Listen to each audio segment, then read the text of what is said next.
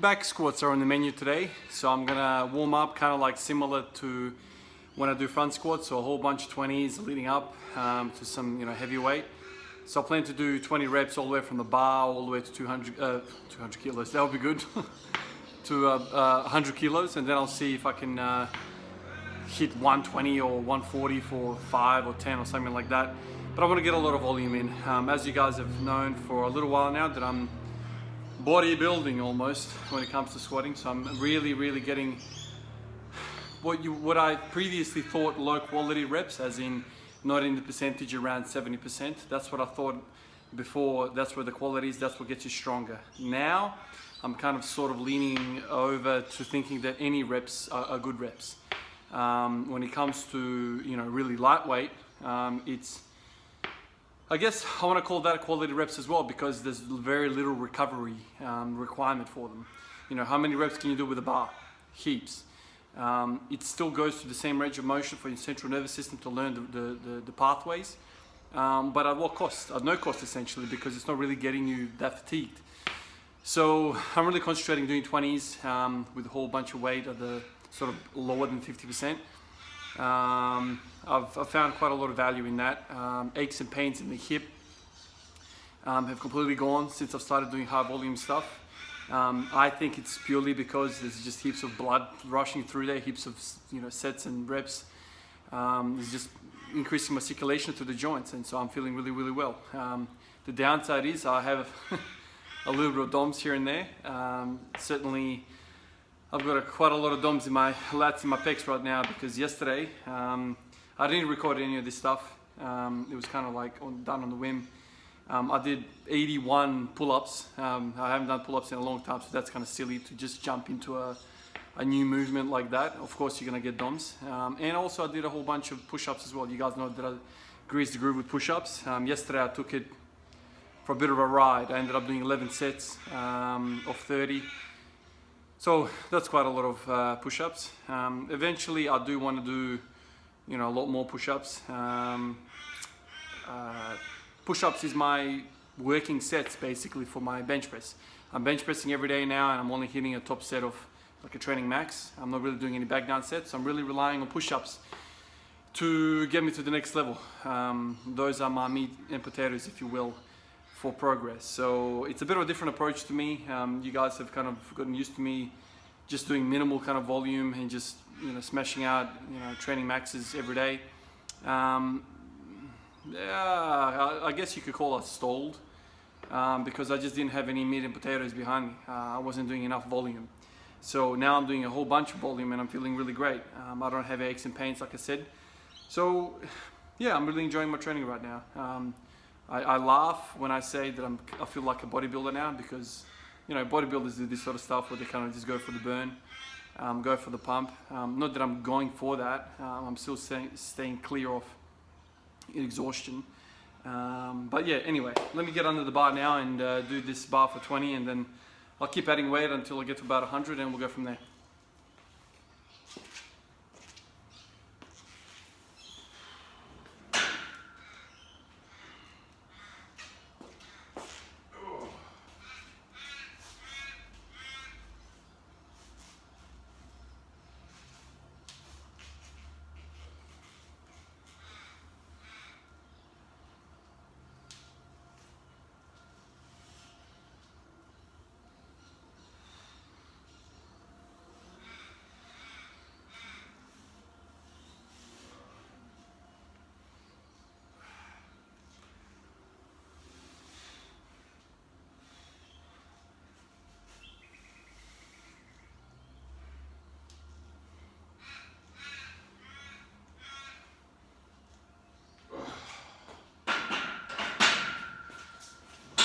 $40 kgs next. I'm going to do the same increments I do with front squats.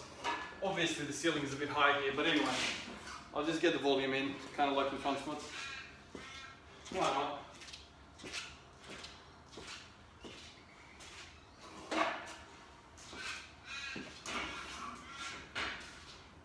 In terms of central nervous system recovery when it comes to high volume training, I thought it was going to be a lot worse. I feel quite fresh. in terms of my central nervous system. Obviously I know what CNS fatigue feels like because of maxing every day for quite some time now. It's not so taxing on the central nervous system. I know a lot of you guys have said, oh, be careful with that. I haven't really found it much of a problem, maybe because I have the history that I have with everyday training. If somebody, you know, squatting 1 day a week jumped into this, yeah, I can see problems coming up. But for me, it's been not too bad. It's just, you know, muscle soreness as expected. That's the only thing is. But it's still better than joint soreness. As you guys know, I had a bit of, you know, on and off trouble with the hip, TFL kind of region, although I don't really know what structure is at fault there, but it was in a joint. Whereas with high volume training, it's muscle, and it kind of feels a lot better, obviously. All right, 40.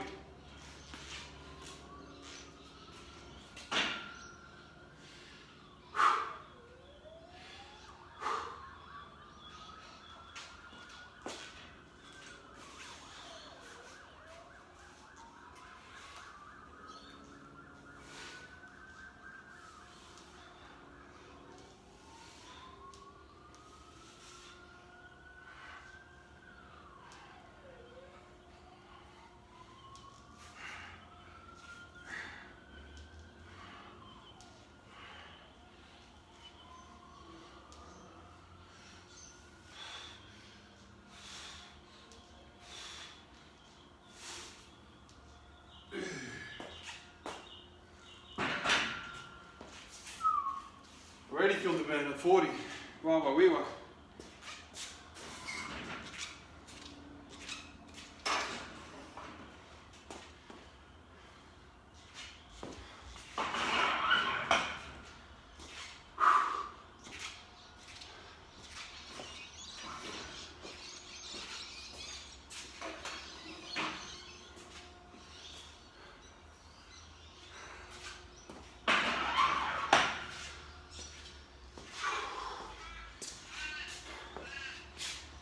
I now have to get used to getting short of breath every training session. You know, before this type of respirate, you know, was never a thing in my training. Yeah, sure, you get, you know, out of puff a little bit, but I'm sucking wind, you know, minutes after these sets.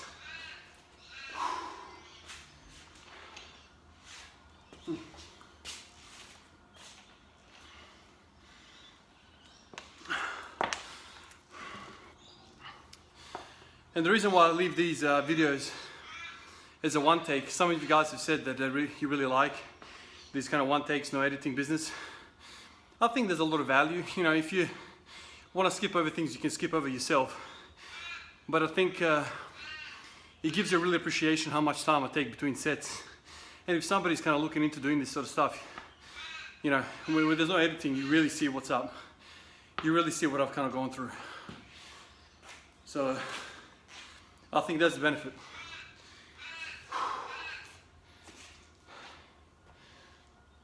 And it's also easier for me. You know, I don't have to mess around with the editing. So I guess it's beneficial for both of us. Whew. Alright, so this is 60 kilos. I'll take that for 20 as well. Now, when it comes to front squats, that's usually the last set of 20 that I do. And then I jump up to 80 kilos and I do that for 10 reps. I'll try to do this for 20. And then I'll, you know, I guess I'll do 80 for 20 as well. And I'll see how I go for 100. But, you know, it's the wind that's bothering me. You gotta get that air in.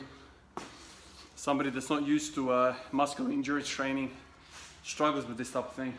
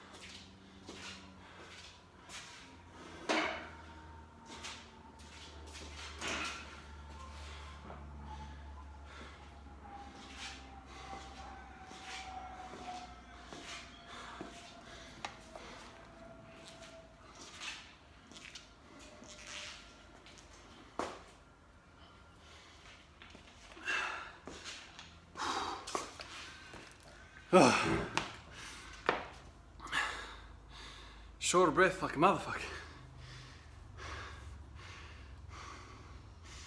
I can only imagine if it was hot weather, you know, your typical Australian summer weather. Would I be short of breath? It's right now.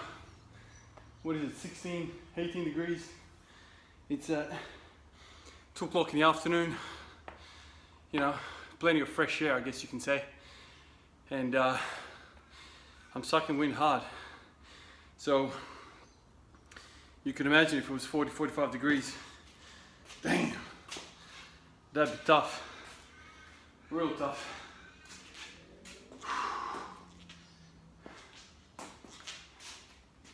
By the way, if you're watching this video and you're somebody that struggles with activating the quads in the squat, just take it for high reps, man, I'm telling you. When you're doing kind of like, you know, 80% above weight, your body basically takes the path of least resistance, as in it, you know, engages the strongest muscles in the body. And we all know that addressing your weaknesses is the most important part of training, that, you know, the weakest parts usually hold you back.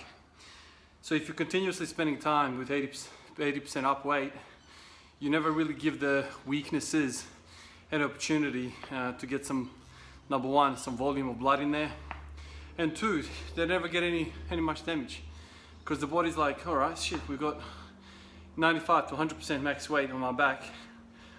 Let's deal with this. And your central nervous system is quite smart in recruiting the right muscles to get that shit off your back, right? For survival reasons. But if you want to train your body, you need to address some of these other weak parts in your body. When I'm doing these squats, man, my quads get a beating. These high repetition squats, whereas when I'm, you know, constantly at 80% and above, you know, my adductors usually get DOMs, if anything, and my glutes. And those are my primary drivers. You guys always comment on how strong I am out of the hole. I attribute that to both the glutes and my adductors. My adductors are big, disproportionately to the rest of the quad hamstring complex. So if you spend time always in the same rep range, the same shit is going to get involved. So I think there's value, you know, I'm learning this now, there's value in low rep work. Whether you periodize it in a block formation or whether you kind of do what I do here, auto-regulation kind of style, it doesn't really matter. I still think you need to get some volume in with the lower repetitions just to bring some of those lagging parts. Still sucking breath. 80 kilos, let me hit that for 20 as well. I think this is going to be a bit of a battle now, especially that I'm still kind of recovering from the previous set.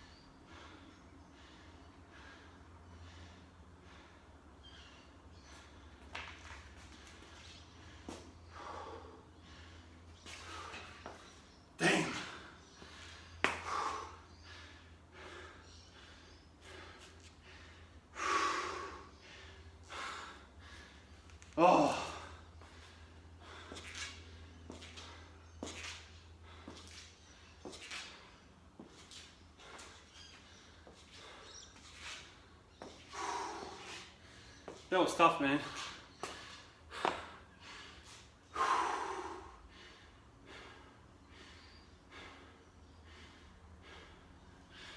That's tough, real tough. So,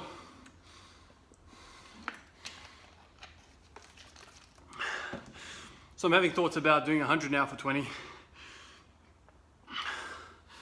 But I'll have to leave that for another day. This 80 made me work. Obviously don't want to obliterate myself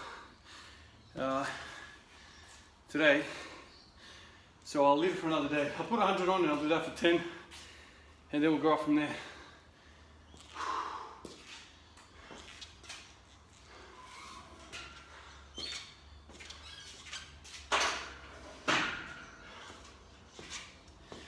Ooh.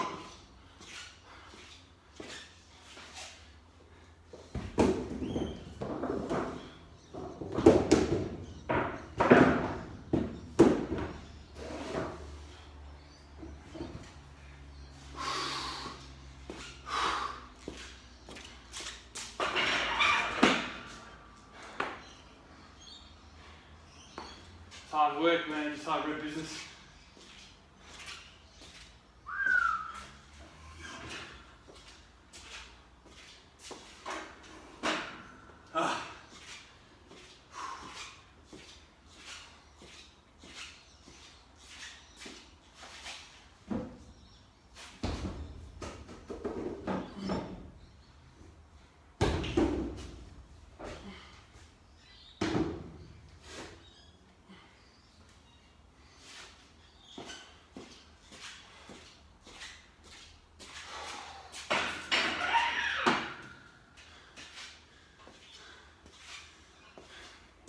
The thing about high rep work is that you really feel like you're working hard.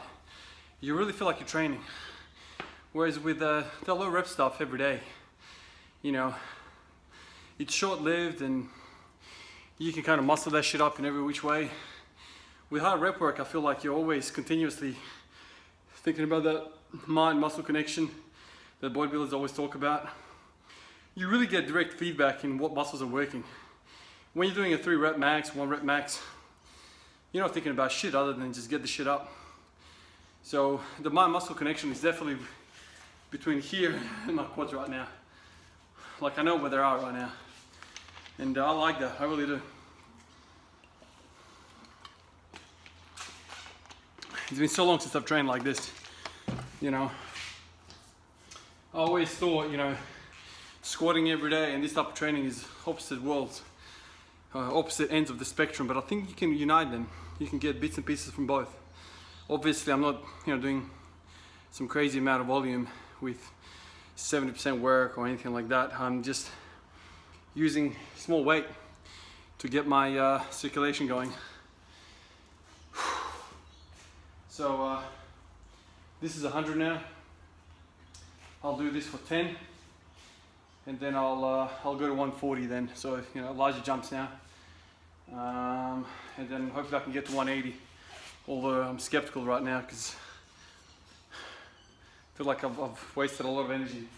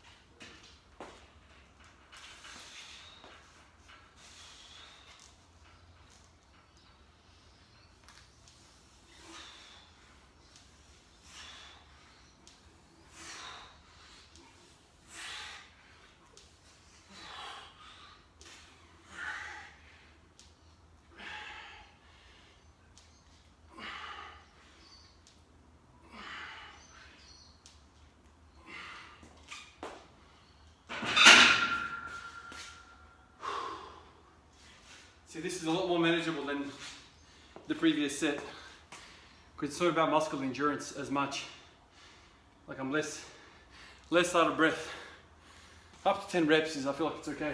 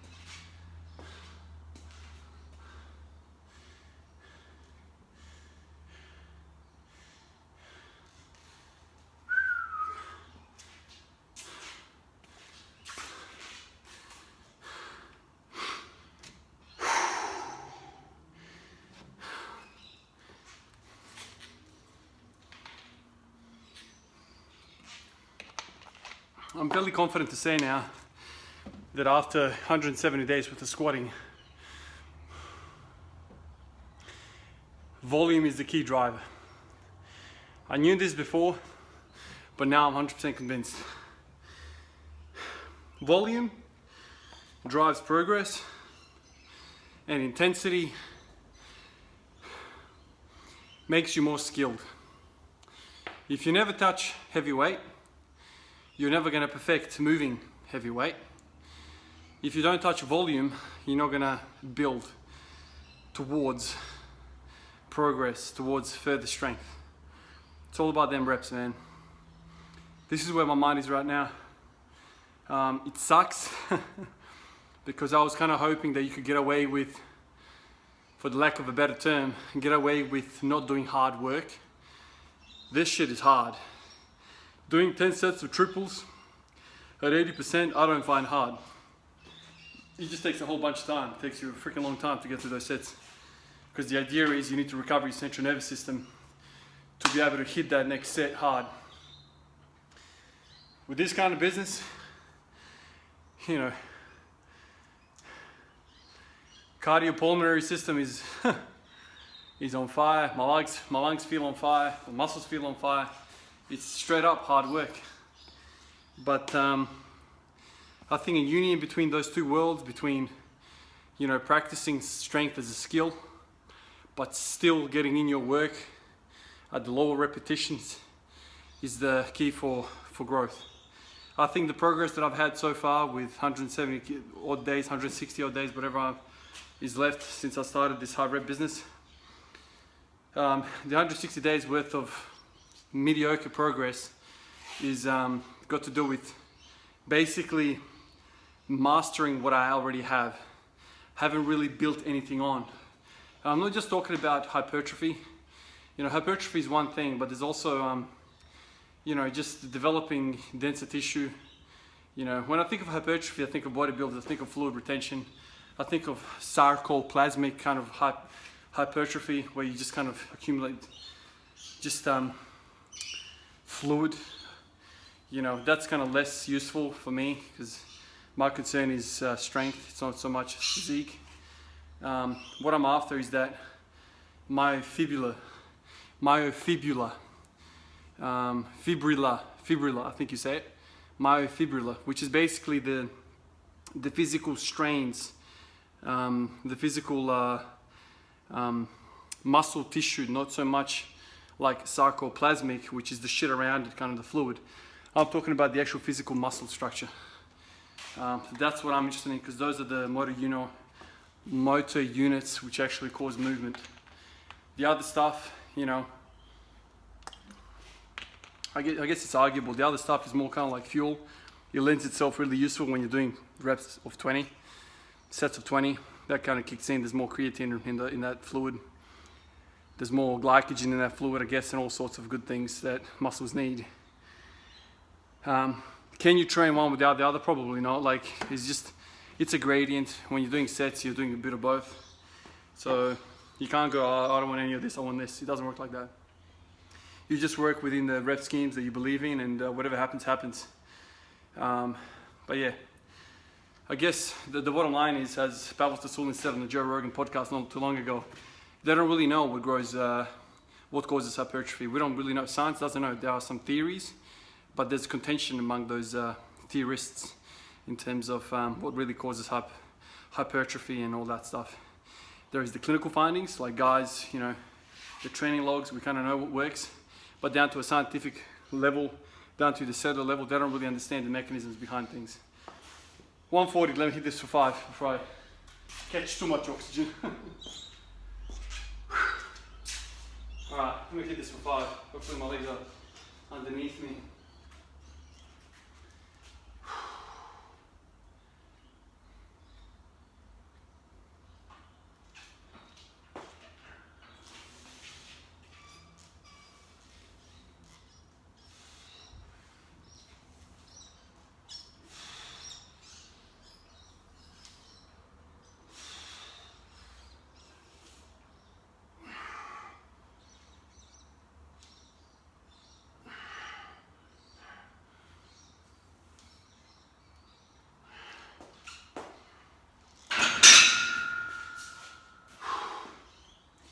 that's 5. Oh, cramp. Whew, my hands just cramped up. Whew.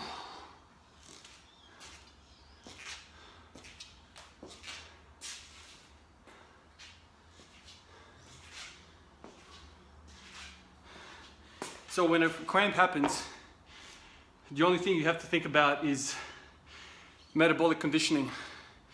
I've basically used up a lot of my electrolytes with work, and so when you get cramping, it's basically just an electrolyte imbalance, which tells me this is a good sign that I'm reaching my exhaustion, especially going day in, day out. I haven't had a cramp in my hand for a long time. Actually, I don't think I've ever had a cramp in my hand. But you gotta think magnesium, that's really good stuff to kind of stabilize the cellular membranes. Potassium, obviously. Sodium, obviously through sweat you lose a lot of that. Do you know exactly what's causing it? It's probably salt, it's probably potassium, it's probably magnesium, but it's a good feedback system in how my body's feeling. Yesterday, like I said to you guys, I did a shit ton of pull-ups, a shit ton of push-ups, and this is basically my body saying, mate, you're running out of resources. So I'll hit 160 for 3 now and see how it goes.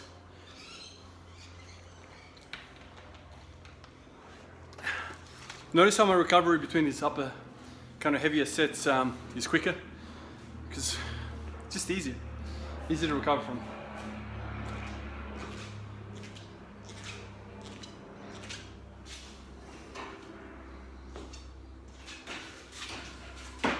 There's less tension on the muscle when you're doing the lightweight work, but there's just so much more oxygen demand. Whereas with the heavier weight, not so much oxygen demand, there's some, but not compared to the high rep stuff, but there's just a whole lot of tension. So it's more central nervous system exhausting.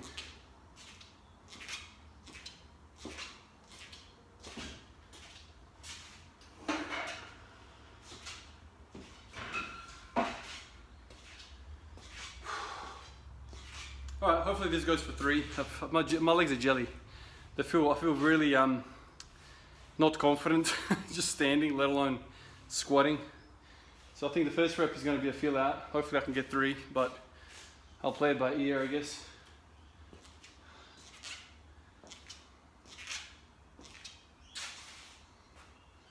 All right, let's give it a mosquito. Damn mosquitoes.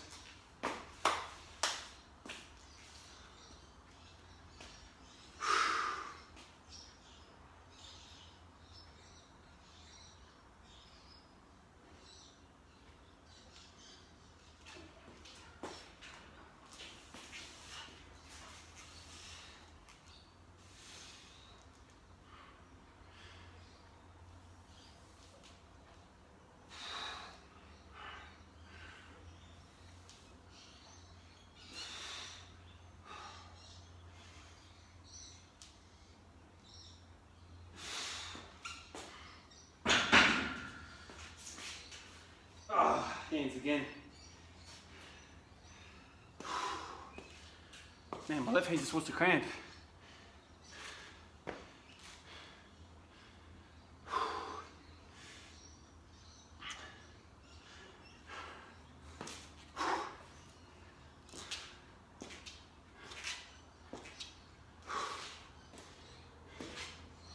So that's 160 for 3.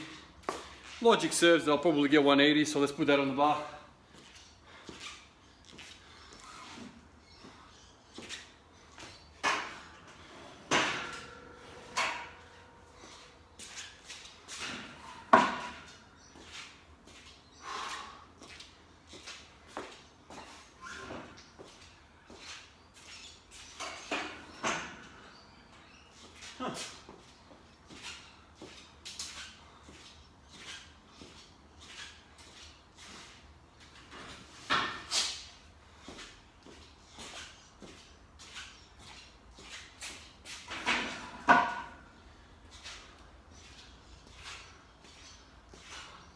So as you can see, 30 minutes into the 2 minutes into the training session, and I feel freaking exhausted, man.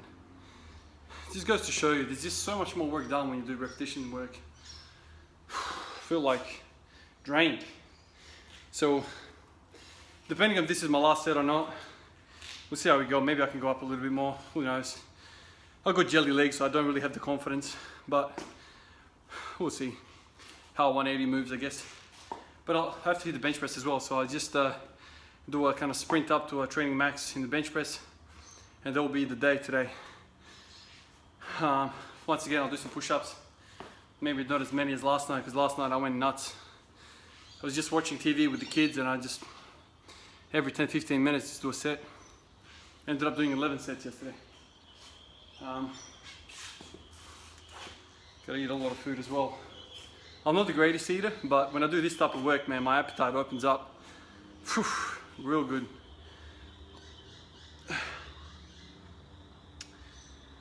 All right, 180, see how it goes. I get nervous now doing 180 when I've kind of wasted myself. There you go, I've forgotten again to squat in the squat rack, but screw it. My biggest fear is when the kids are around, so I really want to be in the cage, but it's a cold day, my kids are inside, so it's not bad. I don't have to worry about that.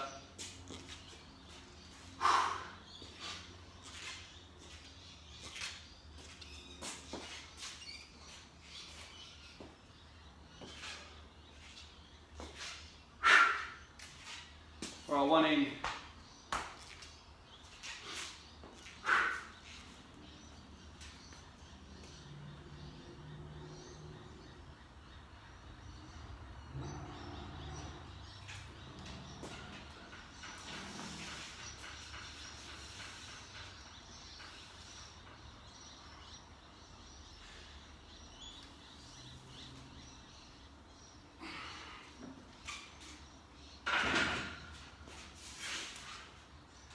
Jesus, that felt pretty good.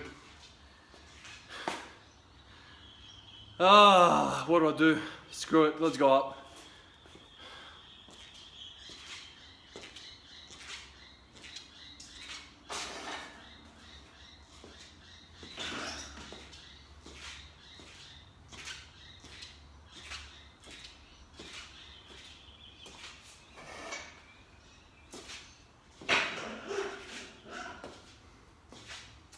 I'm going to tiptoe my way up now. 185. Really surprised I've got anything left in the tank, but that kind of moves alright. Obviously I haven't stopped the camera to have a look at it, but it felt kind of alright, so that means visually I know it kind of went alright as well. Usually my feelings are, they lie to me. It always feels a lot worse than it looks. I don't know whether you guys feel the same way, but my brain's always like, oh shit, that moved slowly. Look at it on the screen, I'm like, Jesus Christ, man. If I was the coach of that guy, I'd be saying, put some more weight on the bar. So, it felt good, so I'm going up. I have to go up.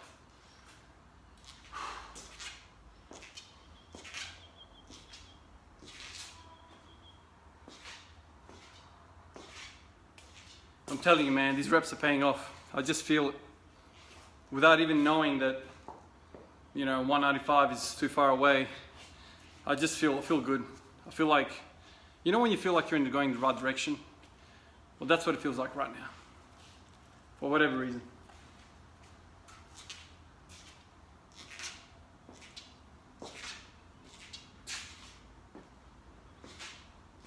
All right, screw it. I don't want to wait any longer. 185.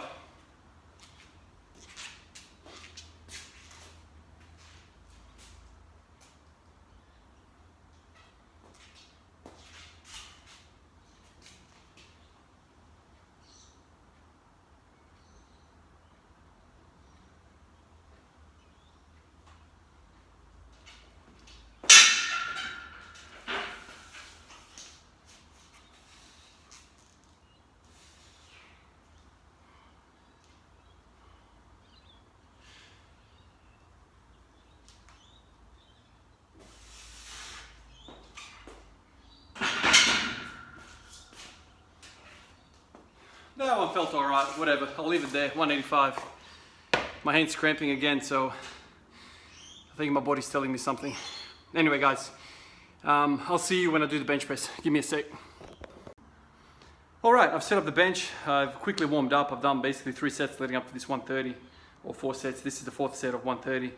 So I'll, depending how this goes, we'll go from there. But on the back off, last night doing 300 odd push-ups.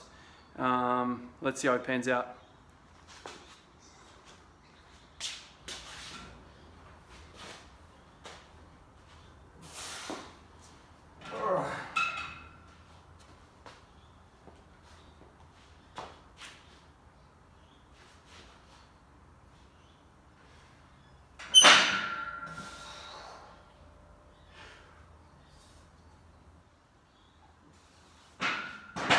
Oh, they kind of went all right.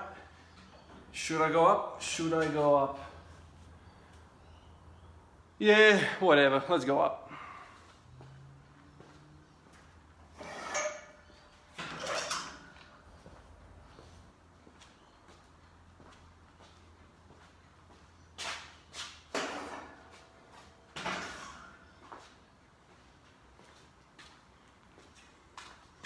I feel like there's a high likelihood of me failing this rep. I don't know why I decided to go up, but let's go up. Screw it. I do feel my pecs sore, but they felt strong in this last rep. So let's go for it. I'm not even gonna wait too long. Let's just get into it. Screw it.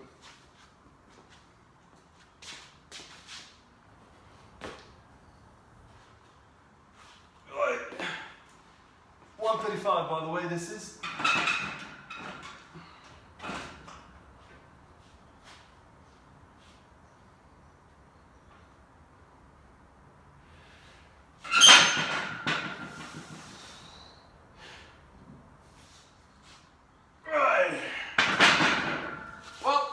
I knew he wasn't going to go up. Oh. Whew. Alright, that's that. I shouldn't really be pushing bench this hard if I'm push-upping every day, but whatever. Anyway, tough session, guys. I'm exhausted. I'll catch you guys tomorrow. Tomorrow's going to be an early session. I've got work tomorrow, so it's going to be... Depends how I work, how I recover, but tomorrow's going to be potentially a quick session. But anyway, I'll catch you guys tomorrow.